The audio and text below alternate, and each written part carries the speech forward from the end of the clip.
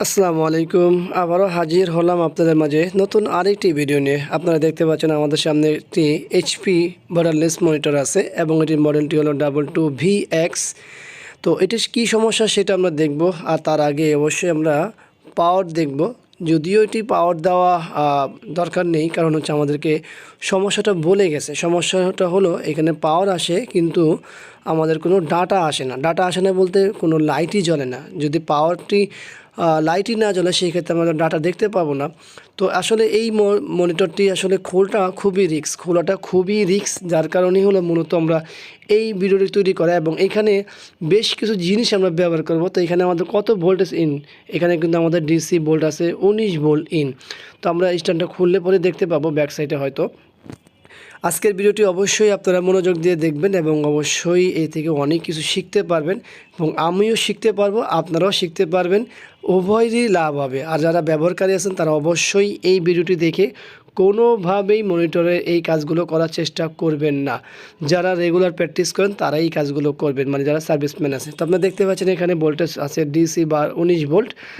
তো DC 19 volt যেহেতু আছে আমাদের এখানে, আমরা এখানে যে ইনভার্টার ব্যবহার করব, বা কেউ কেউ মাস্টার ইনভার্টার বলে, কেউ কেউ বলে মাল্টিমিডিয়া ইনভার্টার, আমরা এখানে মাল্টিমিডিয়া ইনভার্টার ব্যবহার করব।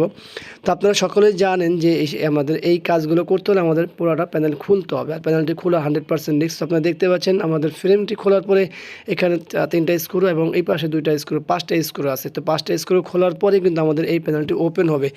আমরা এই স্ক্রুগুলো না খুলে সাইড দিয়ে যদি আমরা কোনো রকমের ওপেনার বা আদার্স যে কোনো জিনিস যদি প্রবেশ করি, আমরা যদি চাপ দিই বা প্রেশার করি, সেক্ষেত্রে অবশ্যই কিন্তু আমাদের প্যানেলটি ভেঙে যাবে। এই বিষয়টা লক্ষ্য রাখা। তো আমরা স্ক্রুগুলো খুলেছি এবং আমরা প্যানেলটি দেখুন চলে আসি, কিন্তু আমাদের প্যানেলটি নিচের দিকে নেমে গেছে, টান দিলে নেমে যায়। যেহেতু আমি এক হাতে ভিডিও করছি, এক হাতে কাজ করছি, এই জন্য দেখানোটা কষ্ট হচ্ছে।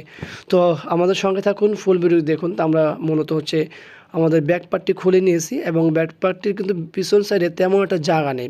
যদিও এইখানে সার্কিটটি বসানোর মতো অনেক জায়গা দেখা যাচ্ছে, কিন্তু ব্যাক পার্টে অনেকগুলো লক আছে, সেই বিষয়ে আমাদের লক্ষ্য রাখতে হবে, যেহেতু আমাদের আমরা কাজটা করবো ওই সাইডে।